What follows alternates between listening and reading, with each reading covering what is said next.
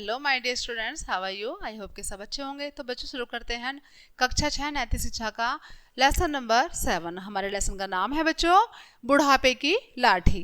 तो आज हम ये बड़ी प्यारी सी स्टोरी है, इसको सुनेंगे, इसको पढ़ेंगे। बुढ़ापा एक ऐसा रोग है जो हर किसी को लगता है। जो बुढ़ापा होता है बच्चों, वो सभी को आता है, सभी को लगता है। राजा हो या नवाब हो या फकीर हो या कोई अफसर हो या मेहनती हो या किसान हो या मजदूर हो, कोई भी हो, सबको बुढ़ापा जरूर आता है। स्त्री हो पुरुष हो, या इस रोग से सभी ग्रसित होते हैं। तो क्या इस असाध्य रोग का इलाज है? जो ये रोग है बुढ़ापे का, इसका इलाज है? सर्वेक्षण करने पर कई मत सामने आए। उनमें से एक मत तो यह है कि हमने अपनी पूरी जवानी बच्चों को पालने पोसने में लगाई, तो अब बच्चे हमारी देखभाल करें। यह उनकी नैतिक जिम्मेदारी है। जब हम इस रोग से ग्रसित हो जाएं, तो वे हमारी दवा आदि का इंतजाम करें। इसके साथ साथ हमारे बुढ़ापे की लाठी बनकर हमें सहारा प्रदान करें। दूसरा मत यह है कि बच्चे बुढ़ापे की लाठी नहीं हो सकते। जो बच्चे होते हैं वो बुढ़ापे की लाठी नहीं हो सकते। हमारी सूझबूझ जरूर इस रोग में संबल प्रदान कर सकती है। औलाद से अधिक अपेक्षा नहीं की जाए तो ही अच्छा है। तीसरे मत के अनुसार औलाद अपनी करे या हमारी करे, हम बिना कारण उन पर बोझ बनकर बैठ जाएं, यह तो इनके साथ अन्याय है जो बच्चे होते हैं हमारे। अतः अपनी इज्जत अपने हाथ औलाद करे तब भी भला, न करे तब भी भला। इन विषम परिस्थितियों में एक ही रास्ता बच जाता है, और वह है अपनी सूझबूझ। यह सूझबूझ ही आपके बुढ़ापे की लाठी बनकर आपको सहारा दे सकती है। सच से कभी मुख न मोड़े। जो सच होता है बच्चों से कभी मुख ना मोड़े। सच को स्वीकार कर लेना चाहिए। सूरज की तरफ पीठ कर लेने से रात नहीं आएगी। अगर हम सोचें कि हम सूरज की तरफ पीठ करके बैठ जाएं तो रात नहीं आएगी, वो अपने समय पर ही आएगी। झूठ कदापि सच नहीं हो सकता। आज जिस तेजी से खून आपकी रग रग में दौड़ रहा है, वह तेजी सभी दिन नहीं रहेगी। जो आज हमारा टाइम है वो कल नहीं रहेगा। शरीर थकेगा। अतः खुशफहमी में ना रहें कि बुढ़ापा नहीं आएगा। ठीक है बच्चों, वरना बहुत बड़ा धोखा खाएंगे आप।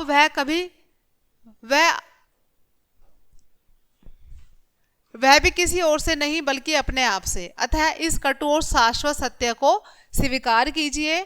सत्य को स्वीकार कर लेने पर आप पूर्ण आत्मविश्वास के साथ बुढ़ापे का सामना कर सकेंगे। अपनी सूझबूझ से उसका निराकरण कीजिए।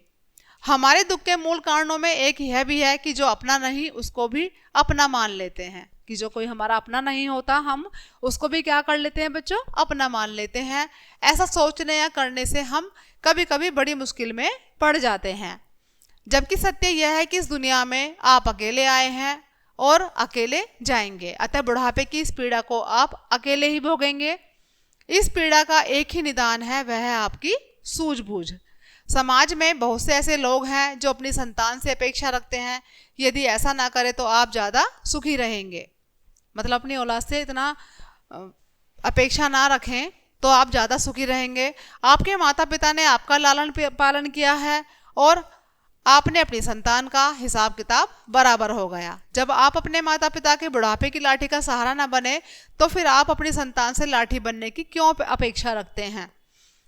जब आपके माता पिता गांव में पड़े पड़े इस रोग से संघर्ष कर रहे थे, तो आप शहर में अपने बच्चों के लालन पालन एवं अपनी नौकरी में क्या थे बच्चों? व्यस्त थे, तथा बहाना बना रहे थे कि माता पिता को अपने खेत खलिहान से लगाव है, वे जो है शहर आना नहीं चाहते हैं। अब आप ही सोचिए कि आप अपने संतान से कैसे आशा करते हैं कि वे आपको अपने साथ रखेंगे। इस दिव्य सपनों को छोड़कर वास्तविकता के धरातल पर जीवन यापन कीजिए और अपनी सूझबूझ से अपने बुढ़ापे की व्यवस्था कर चैन की बंसी बजाइए। मोह जाल एक ऐसा विचित्र जाल है जिसमें इंसान आसानी से फंस जाता है। यह मेरी बेटी है, यह मेरा बेटा है, यह मेरी पोती है, यह मेरा पोता है। व्यक्ति अपनी जीवन भर की कमाई अपनी औलाद को क्षण भर में ही सौंप देता है। फिर शुरू होता है शोषण, उत्पीड़न और अपमान का सिलसिला। अतः यह गलती कदापि न करें। अपने जीवन भर की खून पसीने की कमाई अंतिम समय सांस तक गोपनीय रूप से अपने पास संजोकर रखें। अपनी सूझबूझ से ऐसा जाल बुने कि सांप भी मर जाए और लाठी भी न टूटे। अर्थात जो रिश्ते बन रहे हैं और आपको अपमान का घूंट भी न पीना पड़े, मतलब रिश्ते भी बने रहें और आपको अपमान का घूंट भी न पीना पड़े। मायाजाल में फंसने का मतलब है कि दुखों के समुद्र में कूदना। अतः इस मायाजाल से दूर रहिए। एक कहावत है कि जितनी संपत्ति उतनी विपत्ति, अतः ज्यादा संपत्ति आपको भंवरजाल में फंसा सकती है। आप अपने पास उतना ही धन रखें जितने की आपको जरूरत है। इससे आपकी आवश्यकता भी पूरी हो जाएगी और आपको किसी के सामने हाथ भी नहीं फैलाना पड़ेगा। यदि आप जरूरत से ज्यादा संपत्ति अपने पास रख लेते हैं और उसकी जानकारी आपके औलाद को मिल जाती है तो वह आपको प्रताड़ित और अपमानित करेंगे और बात ही बात में उल्हाना देंगे। अतः इनसे बचने के लिए आप अपने पास आवश्यकता से अधिक संपत्ति न रखें, क्योंकि अब आपकी आवश्यकता भी सीमित है। अतः सूझबूझ से काम लें। जवानी के दिनों में न तो किसी को सताएं और न ही किसी के साथ विश्वासघात करें, यहाँ तक कि किसी का शोषण और दोहन भी ना करें, वरना यही सब बुढ़ापावस्था में भूत बनकर अपनी नींद, चैन एवं सुख छीन लेंगे और आप पश्चाताप की अग्नि में जलते हुए भस्म होते रहेंगे। जहाँ तक संभव हो सके दुर्गुणों एवं व्यसनों से बचें। यदि आपने जवानी में कुछ दुर्गुणों और व्यसनों को अपना लिया तो उन्हें अविलंब छोड़ दें। यदि आप इन्हें नहीं छोड़ते हैं तो साक्षात नरक के दर्शन होंगे। बात बात में कहा जाएगा कि अब यह गति है तो जवानी में क्या रही होगी। कहा गया है कि चिंता चिता से भी बढ़कर है। यदि ईश्वर ने उन्हें बुद्धि दी है और कमाने के लिए हाथ पैर, अतः आप उनके रहने एवं खाने की चिंता न करें। कहने का तात्पर्य यह है कि आप आने वाली 7 पीढ़ियों की चिंता न करें। उपयुक्त तथ्यों के साथ साथ इन तथ्यों पर भी ध्यान दें। अपने स्वास्थ्य का विशेष ध्यान रखें। पत्नी एवं संतान की भावनाओं की कद्र करें। अपनी सीमाओं का अतिक्रमण करें। अपनी वसीयत अवश्य बनाएं और उसे गोपनीय रखें। अपना व्यक्तिगत कार्य स्वयं करने की कोशिश करें। ठीक है बच्चों, जो शाश्वत है उसे स्वीकार करें, किसी के काम में दखल न दें आदि। यदि आप ऐसा करते हैं तो निश्चय ही आपका बुढ़ापा आपके लिए वरदान सिद्ध होगा और आप चैन एवं सुख से बुढ़ापा काट सकेंगे।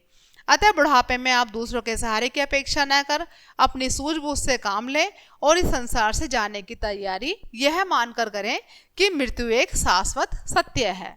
ठीक है बच्चों, तो इस कहानी से हमें क्या शिक्षा मिलती है कि कुल के कारण कोई बड़ा नहीं होता। कुल के कारण कोई बड़ा नहीं होता, विद्या ही उसे पूजनीय बनाती है। जो शिक्षा होती है, जो हमारे गुण होते हैं, वही इंसान को क्या बनाते हैं, पूजनीय बनाते हैं। ठीक है बच्चों, तो ये था आज का हमारा लेसन। आई होप कि सभी को समझ आया होगा। बच्चों मिलते हैं नेक्स्ट चैप्टर में, तब तक के लिए बाय बाय।